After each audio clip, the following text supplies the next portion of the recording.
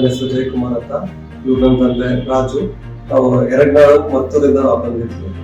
ಅಪ್ಪಾಜಿಗೆ ಒಂದು 1-2 ವರ್ಷದಿಂದ ಸ್ವಲ್ಪ ದೃಷ್ಟಿಯಲ್ಲಿ ಮಲಿನರಾಗಿತ್ತು. ಅದು ನಾವು ಸರಿ ಕನ್ಸಲ್ಟ್ ಮಾಡೋಣ ಡಾಕ್ಟರ್ ಹತ್ರ ಅಂತ ಅನ್ಕೊಂಡಿದ್ವಿ. ಇವರು ಆಪರೇಷನ್ ಭಯ, ಬ್ಲಡ್ ಆತರ ಏನೋ ಇರುತ್ತೆ ಅಂತ ಒಂದು ಭಯದಿಂದ ಬೇಡ ಅಂತ ಒಂದು 1-2 ವರ್ಷದಿಂದ ತಳ್ತಾ ಇತ್ತು. ಆಮೇಲೆ ಅವ್ರವ್ರ ಕೆಲಸ ಮಾಡ್ಕೊಳಕ್ಕೆ ಸ್ವಲ್ಪ ಮನೆಯಲ್ಲಿ ಕಷ್ಟ ಆಗ್ತಿತ್ತು. ಅವ್ರಿಗೆ ಓಡಾಡೋದು, ಇಲ್ಲ ಬೈಕ್ ಓಡಿಸೋದು, ಈ ತರ ಗುಡ್ಡಿ ಕಾಣಿಸ್ತಿರ್ಲಿಲ್ಲ ರೋಡ್ ನಲ್ಲಿ. ಆಮೇಲೆ ನಾನು, ನಮ್ಮ ಅಕ್ಕ ಮತ್ತೆ ನಮ್ಮ ಫ್ರೆಂಡ್ ಎಲ್ಲ ಇವರಿಗೆ ಸ್ವಲ್ಪ ಧೈರ್ಯ ಹೇಳಿ, ಈ ತರ ಒಳ್ಳೆ ಹಾಸ್ಪಿಟಲ್ ಇದೆ, ಆದರ್ಶ ಐ ಹಾಸ್ಪಿಟಲ್ ಅಂತ ಶಿವಮೊಗ್ಗದಲ್ಲಿ ಗೋಪುರ ರಸ್ತೆಯಲ್ಲಿ, ಇಲ್ಲಿ ಬನ್ನಿ ಕನ್ಸಲ್ಟ್ ಮಾಡೋಣ ಅಂತ ಹೇಳಿದ್ರು. ಆಮೇಲೆ ಬಂದು ನಾವು ಡಾಕ್ಟರ್ ಹತ್ರ ಕನ್ಸಲ್ಟ್ ಮಾಡಿದ್ವಿ.